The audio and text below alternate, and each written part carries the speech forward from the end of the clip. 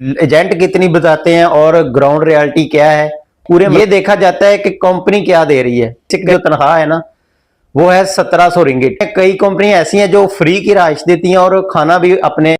अस्सलाम वालेकुम दोस्तों, क्या हाल? उम्मीद करता हूँ आप सब खैरियत से होंगे। तो आज मैं जो बात करने जा रहा हूँ वो मलेशिया में फैक्ट्री वर्कर्स की कितनी तनख्वाह होती है, एजेंट कितनी बताते हैं और ग्राउंड रियलिटी क्या है। पूरे मलेशिया में फैक्ट्री जितनी भी फैक्ट्री हैं सब में तकरीबन सेम ही प्रोसेस होता है। कुछ फैक्ट्रियां ज्यादा देती हैं, कुछ कम देती हैं तनख्वाह, लेकिन वो कम ज्यादा का हिसाब ओवर टाइम के हिसाब से भी होता है। तो आज की इस वीडियो को मुकम्मल देखिएगा, आपको हर चीज की समझ आ जाएगी। सबसे पहले बात करते हैं कि मलेशिया में बेसिक जो तनख्वाह है ना वो है 1700 रिंगिट, जो गवर्नमेंट ने मंजूर की हुई है। यानी कि हर एक बंदे की, नए आने वाले की 1700 से 1800 रिंगिट। वो कंपनी अपनी मर्जी से भी लगा सकती है। कई कंपनियां हैं जो 1900 रिंगिट भी देती हैं, 1800 रिंगिट भी दे रही हैं, लेकिन सबसे जो बेसिक सैलरी चल रही है ना वो है 1700 रिंगिट। तो अगर आप मलेशिया से, पाकिस्तान से मलेशिया आना चाहते हैं तो ये वीडियो पूरी देखिएगा। एक एक चीज का हिसाब आपको इस वीडियो में आज बताऊंगा। तो चलें जी, शुरू करते हैं। फर्ज करें आपकी तनख्वाह, आप मलेशिया में आए, आपकी तनख्वाह आपकी लगी है 1700 रिंगिट, क्योंकि बेसिक के हिसाब से हम सारा हिसाब किताब निकालेंगे। मैंने हिसाब किताब लिख के रखा है, सारा आपसे शेयर करना है बस। 1700 रिंगिट एक सैलरी है एक पर्सन की, ठीक है। उसमें ये देखा जाता है कि कंपनी क्या दे रही है। कई कंपनियां ऐसी होती हैं जो देती हैं, मसलन के रिहाइश देती हैं, मेडिकल देती हैं, अटेंडेंस अलाउंस दिया जाता है और बहुत सी चीजें दी जाती हैं जो कि वर्कर के लिए होती हैं। लेकिन कुछ कंपनियां ऐसी होती हैं जो रिहाइश तो दे रही हैं लेकिन वो पर पर्सन के हिसाब से उसका चार्ज भी ले रही हैं। बहुत सी फैक्ट्रियां मैंने खुद ऐसी देखी हैं। काफी अरसे की बात कर रहा हूं, अपने एक्सपीरियंस की बात कर रहा हूं। तो कुछ कंपनियां ऐसी हैं जो चार्ज करती हैं, मतलब आपको रिहाइश दी, उसका चार्ज उन्होंने किया, उसमें चार्ज में बिजली पानी वो सब कुछ आ जाता है। लेकिन उसमें कई कंपनियां ऐसी हैं जो फ्री की रिहाइश देती हैं और खाना भी अपने पल्ले से देती हैं। और बहुत सी कंपनियां ऐसी हैं जो बोनस अलाउंस और ये सब सहूलियात भी दी जाती हैं। लेकिन हम 1700 के हिसाब से सारा हिसाब निकालने वाले हैं। तो फर्ज करें जी आपकी तनख्वाह है 1700 रिंगिट। 1700 रिंगिट में अब आपने, अगर तो आपकी कंपनी आपको रिहाइश दे रही है तो वो निकाल दें, ठीक है। अगर नहीं दे रही तो वो पर पर्सन के हिसाब से 100, 150, 200 तक वो चार्ज करते हैं। पीछे कितना बच गया? 1500 रिंगिट। 1500 रिंगिट में अब आपने निकालना है अपना खाने का खर्चा। मिनिमम जो खाने का खर्चा इधर में आता है ना वो तकरीबन होता है 3 से 350 रिंगिट, ठीक है। 3, 350 रिंगिट ये निकाल दें। 1500 से 3, 350 रिंगिट ये निकाल दिया, वो बन गया 11, 1150 रुपया। 50-60 रुपए आपके मोबाइल के निकल गए। फिर बंदा कहीं जाना जाता है घूमने के लिए, उधर उधर दिल करता है बंदे का जाने के लिए, वो ट्रांसपोर्ट के 40-50 भी निकाल लो, तकरीबन 100 रुपया मोबाइल का और ट्रांसपोर्ट का निकाल लो। पीछे क्या बचा? 1000 रिंगिट। 1000 को पाकिस्तान के पैसों के साथ जरब देंगे, अगर आप 70 से भी जरब देंगे तो वो 70,000 रुपया बनता है। तो वीजा कितने का दे रहे हैं एजेंट लोग? वीजा दे रहे हैं तकरीबन 8-10 लाख का। इतने पैसे लगाकर आप यहाँ मलेशिया में आते हैं और आके कितना पैसा कमाते हैं? 60-70 हजार रुपया। इसका दूसरा पहलू अब मैं जो बताने वाला हूं ना आपको वो ये है, देखें, फर्ज करें आपकी कंपनी अच्छी है, 1700 आपकी बेसिक है, लेकिन बेसिक के बाद आपको ओवर टाइम मिल रहा है।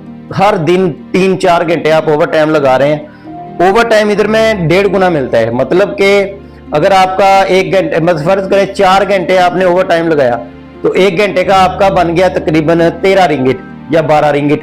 12-13 रिंगिट बनते हैं। तो 13 को 3 से या 4 से जरब देंगे, अगर 3 घंटे लगे हैं तो 40 रिंगिट बनते हैं ये वाले, और इसको 26 से जरब दे लें तो देखें कितनी तनख्वाह बनती है, ठीक है। तो मेरे हिसाब से जो मैक्सिमम है ना वो 2500 रिंगिट फैक्ट्री वर्कर जो इधर में है ना वो कमा लेते हैं। उसकी वजह यह है कि ओवर टाइम, लेकिन आजकल जो हालात है ना वो काम ही नहीं सही चल रहा, मतलब कि दिहाड़ी पूरी हो रही है बहुत मुश्किल से, लेकिन काम नहीं इतना चल रहा। जब काम होता है तो आम वर्कर जो है वो तकरीबन 2500 से 2600 रिंगिट कमा सकता है, ठीक है। उसमें उसने अपना घर का खर्चा निकालना होता है। फर्ज करें आपका शेयरिंग रूम में रह रहे हैं, 100-200 वो हो गया। आपका मेस का हिसाब, खाने का हिसाब 300-350 वो हो गया। 100 रुपया आपने वो निकाल दिया मोबाइल का और ट्रांसपोर्ट वगैरह का, कहीं घूमने जाना है या सामान लेने जाना है तो ट्रांसपोर्ट पे जाना है ना, तो ये सब कुछ हो गया। अगर रिहाइश आपको कंपनी दे तो आप खुद हिसाब कर लें, तकरीबन 2400-2500 रिंगिट जो है ना वो आप कमा सकते हैं। उसमें से तकरीबन 500-600 रुपया जो है ना वो खर्चा निकाल दें आप इधर का ही। उसके बाद क्या बचा, अगर 2400 आपने कमाया तो 1800 रिंगिट बचा। 1800 पाकिस्तान में भेजें, ठीक है, उसमें से आपने खुद का भी रखना होता है अगले महीने का हिसाब किताब, तकरीबन 1500 रुपया भी आप भेजें ना तो 1 लाख रुपया बन जाता है। मैं ये वीडियो डिमोटिवेशनल के लिए नहीं बना रहा, मैं चाहता हूं कि मलेशिया आप जरूर आए, आप ये चीजें सीख के आए कि कैसे जाके वहां पे मैनेज करना है, अपने आप को फजूल खर्ची नहीं करनी है। जो मैंने ऐसे ऐसे आदमी देखे हैं 10-10 20-20 साल हो गए इधर ही है, वो उनका मुस्तकबिल कुछ भी नहीं है। क्यों नहीं है? क्योंकि उन्होंने कोई अपनी स्ट्रेटेजी नहीं अपनाई, वो अपना प्लान नहीं बनाया। लेकिन अगर आप प्लान बनाते हैं, अपने एक गोल सेट करते हैं, तो वो गोल के हिसाब से अगर आप चलते हैं तो उम्मीद करता हूं कि आप इंशाल्लाह कामयाब जरूर होंगे। और अगर आप फर्ज करें 1 लाख रुपया 1 महीने का पाकिस्तान में भेज रहे हैं ना, तो बहुत बड़ी बात है। क्योंकि मलेशिया में अभी, बल्कि मलेशिया नहीं पूरे वर्ल्ड में ये ऐसा ही काम है कि काम इतने ज्यादा कोई नहीं है। हम खुद इधर में रहते हैं तो मैं अपने एक्सपीरियंस बेस पे आपको बता रहा हूँ, अभी काम इतना कोई नहीं है। लेकिन कुछ कंपनियां हैं और कंपनी को हमेशा देख कर आए, कंपनी का ऑफर लेटर, कंपनी का स्टेटस, कंपनी का अगर कोई एजेंट से वीजा ले रहे हो उससे पूछे ओवर टाइम बकायदा मिलेगा, कंपनी असली है या ऐसे वीजा लगा के कई कंपनियां देती हैं बाद में ब्लैक लिस्ट हो जाती हैं। इधर आके फिर मसला बनता है, आदमी अनलीगल हो जाता है या वापस जाना पड़ता है, इतना कर्ज भी उठाया होता है। तो मैं ये चाहता हूं कि आप पूछ के कंपनी का पूछें कि भाई कंपनी आपकी जो है जिसमें हमें काम करने जा रहे हैं वो कंपनी वाकई लीगल तरीके से काम कर रही है, वो लाइसेंस याफ्ता है, अगर नहीं है तो बता दो। सैलरी के बारे में पूछो, बेसिक कितनी है, ओवर टाइम कितना है, क्या ओवर टाइम हर रोज मिलेगा, क्योंकि हर रोज ओवर टाइम मेरे हिसाब से नहीं मिलता। अगर 1 महीना मुसलसल आपको ओवर टाइम मिल गया तो ठीक है, नेक्स्ट महीने तो हर महीना तो ऐसा नहीं ना होता। और इसके बाद आपने शिफ्ट का भी पूछना होता है कि शिफ्ट वाला काम है या जनरल काम है, क्योंकि शिफ्ट में थोड़ी सी सैलरी ज्यादा हो सकती है। वो शिफ्ट की मतलब कि रात की जो शिफ्ट होती है ना उसकी थोड़ी सी सैलरी ज्यादा होती है, और जो दिन की शिफ्ट होती है उसकी सैलरी थोड़ी सी कम होती है, क्योंकि रात का आपको पता है सोने का टाइम होता है सबका, तो जो काम पे जाएगा उसको भी थोड़ा बेनिफिट हो जाता है। तो अब आप ये चीजें सारी पूछ के फिर आना इधर में, ठीक है। इसके बाद सुबह आप फर्ज करें 6 बजे उठते हैं, आपने अपना नाश्ता बनाया, खाना खाया, नाश्ता किया करके आप काम पे चले गए 7 बजे। अगर तो मतलब पास ही है रिहाइश तो ठीक है, नहीं तो बस आएगी आपको लेने के लिए, टाइम पे जाना होगा आपको। बस में जाके फिर फैक्ट्री में, तो फर्ज करें 9 बजे आपकी ड्यूटी शुरू हुई, 6 बजे आपकी ड्यूटी ऑफ होगी, 8 घंटे आपके पूरे हो गए। उसके बाद शुरू होता है ओवर टाइम, 6 से 4 घंटे आपने ओवर टाइम लगाया तो वो बन गया 10 बज गए। अगर 3 घंटे लगाए तो 9 बज गए। अगर हर रोज 3 घंटे लगाए, फर्ज करें सुबह आप 7-8 बजे घर से निकले हैं, वापस फिर आप रात को 9-10 बजे घर आ रहे हैं, तो कितने घंटे आप घर से बाहर है। यहाँ काम करना बहुत आसान है, मुश्किल नहीं है, लेकिन मुश्किल है टाइम मैनेज करना।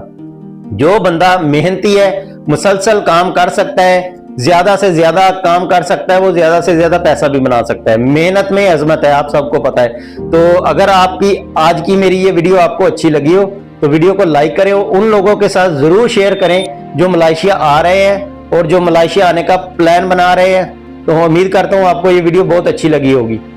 मिलते हैं अगली वीडियो में नए टॉपिक पर, तब तक के लिए मुझे दीजिए इजाजत। अल्लाह हाफिज।